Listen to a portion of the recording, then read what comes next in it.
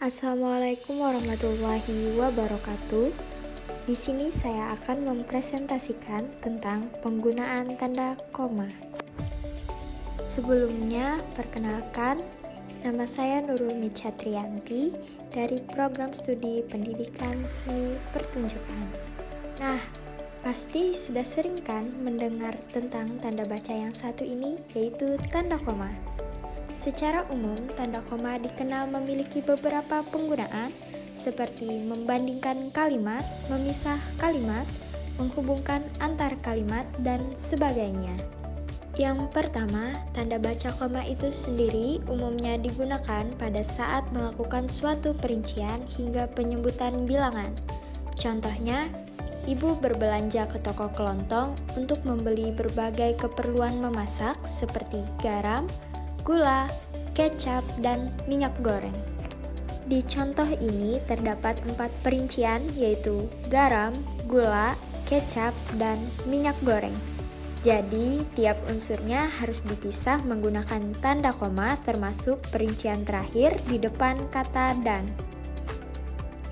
Yang kedua, tanda baca koma sendiri digunakan atau diaplikasikan untuk menjadi pemisah kalimat setara dengan catatan kalimat setara tersebut didahului oleh sebuah kata yang menunjukkan perbandingan, misalnya seperti tetapi, namun, atau melainkan. Contohnya, wahana wisata itu sungguh menyenangkan, namun cukup berbahaya bagi anak-anak. Di contoh ini ada tanda koma sebelum intra kalimat, maka dari itu didahului tanda koma.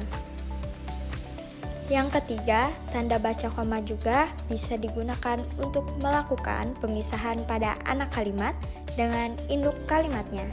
Namun, hal ini bisa dilakukan apabila anak kalimat tersebut mendahului induk kalimat. Contohnya, jika tempatnya terlalu sempit, kita tidak akan menggunakan tempat itu. Jika tempatnya terlalu sempit merupakan anak kalimat, sementara kita tidak akan menggunakan tempat itu merupakan induk kalimat. Dalam kalimat ini, anak kalimat mendahului induknya, jadi setelah anak kalimat perlunya tanda koma. Jika induk kalimat berada di awal, sementara anak kalimat di akhir, maka tanda koma tidak diperlukan. Selanjutnya, tanda koma biasanya digunakan untuk menjadi pemisah atau sering juga disebut jeda.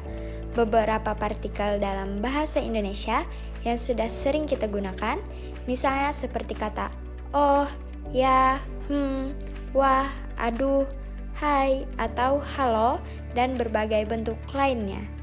Selain dapat digunakan untuk memisahkan partikel, tanda baca koma juga bisa digunakan untuk menjadi pemisah kata sapaan, misalnya seperti kata pak, bu, kak, nak, dik, dan berbagai kata sapaan lainnya. Contohnya, wah, ternyata pemandangan di sini tak kalah indahnya. Selanjutnya, tanda baca koma sendiri wajib diletakkan di belakang kata atau ungkapan yang menjadi penghubung antar kalimat. Beberapa kata ataupun ungkapan yang membutuhkan tanda baca koma di antaranya yaitu jadi, namun, oleh karena itu, akan tetapi, maka dari itu, meskipun begitu, dengan demikian, meskipun demikian, sehubungan dengan itu, dan berbagai kata penghubung antar kalimat yang lainnya. Contohnya, oleh karena itu, kita harus merencanakan dengan matang. Di contoh ini, ada tanda koma setelah penghubung kalimat, jadi penghubung antar kalimat diikuti koma. Berikutnya, dalam menggunakan tanda baca koma, identitas bisa dipahami sebagai informasi terkait nama, alamat, bagian alamat, tempat, dan tanggal lahir, serta nama tempat atau wilayah yang ditulis secara urut. Penulisan identitas yang urut ini harus menggunakan tanda baca koma dengan baik dan benar. Contohnya, Jakarta, 13 April 2021. Dari contoh tersebut, tanda koma berada di antara tempat dan tanggal. Maka, bagian-bagian alamat itu juga perlu tanda koma. Dan yang terakhir, tanda baca koma biasanya digunakan untuk menjadi pemisah antara petikan langsung dari bagian lain dalam suatu kalimat. Penggunaan tanda baca koma akan sangat membantu untuk memisahkan petikan langsung dari bagian yang lain dalam kalimat. Namun, apabila akhir suatu kutipan tersebut sudah ada tanda tanya atau tanda seru, maka kamu tidak perlu menambahkan tanda baca koma. Contohnya, Roro bertanya, "Apakah kamu lupa materi tentang konjungsi temporal?" Di kalimat ini, tanda koma setelah bagian keterangan untuk memisahkan bagian keterangan tersebut dengan petikan langsung. Namun, akan menjadi beda jika sudah ada tanda tanya, seperti contoh ketiga, maka tidak perlu menambah tanda koma. Itulah beberapa contoh penggunaan tanda koma yang sering dipakai atau kita lihat di artikel, jurnal, soal, dan lainnya.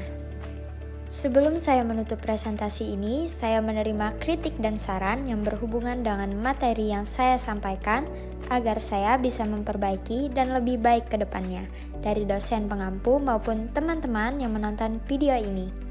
Demikian presentasi yang dapat saya sampaikan. Mohon maaf jika terdapat kesalahan. Terima kasih. Wassalamualaikum warahmatullahi wabarakatuh.